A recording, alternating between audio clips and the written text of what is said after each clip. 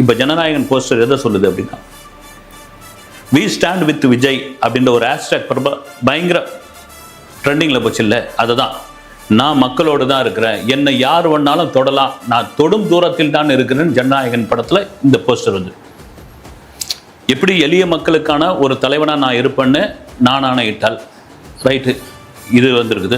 சரி, ஜனநாயகன் அரசியல் பேசக்கூடிய படமாக இருக்குமானா நிச்சயமாக அரசியல் பேசக்கூடிய படமாக இருக்கும் என்பதில் மாற்று கருத்து கிடையாது. இது இன்னொன்று என்னன்னா, இந்த மாதிரி போஸ்டர்ஸ் எங்கே வரும்னா ஹாலிவுட் படங்களில் வரும். ஒரு சூப்பர் ஹீரோ தெரியுங்களா, ஹாலிவுட் படங்களில் சூப்பர் ஹீரோவை அந்த மக்கள் வந்து தொட்டு பார்க்குற மாதிரி. ஏன்னா சூப்பர் ஹீரோவை தூரத்துலேருந்து பார்க்கறது, அவங்க வந்து ஒரு என்ன சொல்றது, ஒரு ஒரு மிகப்பெரிய கதாநாயகனா அவங்க பார்த்து அப்படி வேப்படுகிற ஒரு சூப்பர் ஹீரோ, நான் அவங்க கூட தாங்க இருக்கிறேன், என்னை தொட்டு பாருங்க, நான் உங்களோட தான் இருக்கிறேன். ஏன்னா சூப்பர் ஹீரோ மக்களோட மக்களாக இருக்கிறது தான். அந்த ஹீரோ என்ன பண்ணுறாருன்னு பெரும்பாலும் முதல்ல தெரியாது, அதை பிறகுதான் அவர் தெரிய வரும். அதை தான் வந்து இந்த போஸ்டர் டீகோட் பண்ணியிருக்குன்னு.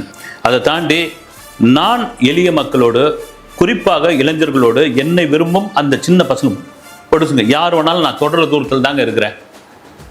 இது கண்டிப்பாக அரசியல் பேசக்கூடிய ஒரு படம். இதை விட சொல்லிட்டு இருந்தாங்க வந்து படத்துக்கு வந்து பெரிய அளவில் தமிழ்நாடு தியேட்டர்கள் விற்கலை, அப்புறம் வந்து வேர்ல்டு வைடில் இந்த படத்தை வாங்கிறதுக்கு தயங்குறாங்க. எங்க படத்துக்கு கிட்டத்தட்ட 350-400 கோடி ரூபா செலவு பண்ணியிருக்காங்க பட்ஜெட்டு. ஒரு கடைசி படம் பொழுது அந்த படத்துக்கு எப்படியாப்பட்ட எதிர்பார்ப்பு இருக்கும் நினைச்சு பாருங்க.